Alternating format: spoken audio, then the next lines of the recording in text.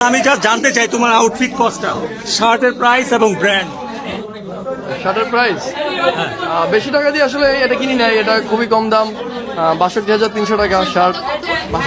আপু এটা কি সত্যি এই শার্টটা 62,000? 62,300 টাকা না ডলার না ইউরো? 62,300 টাকা শার্টের দাম। আচ্ছা, আর প্যান্টটা কোন ব্র্যান্ড এবং কত টাকা?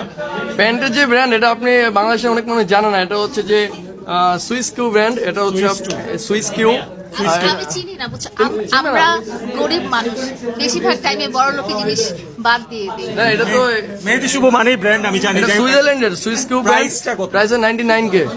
99? 9K, 99,000 টাকা। 99 আছে। ও মাই গড। আর শোজ, একটু শোজটা দেখি। সোসটা বাংলাদেশি, সোসটা গুলিস্তান থেকে 200 টাকা মাত্র। একটা প্যান্ট তার মানে একটা কম দামি জিনিস আমরা প্যান্ট পেয়েছি। গিফট করছিল। ওর জীবনে একটা কম দামি জিনিস হচ্ছে আমি। না, এটা সবচেয়ে এক্সপেন্সিভ।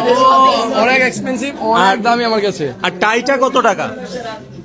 টাইটা তো বেশি দাম না, এটা হচ্ছে আমার বাসায় থাকা সবচেয়ে কম দামি টাই হচ্ছে এটা, মাত্র 52,200 টাকা। 52,200 টাকা টাইটার দাম। না না, চাপাবাজি হবে কেন এটা?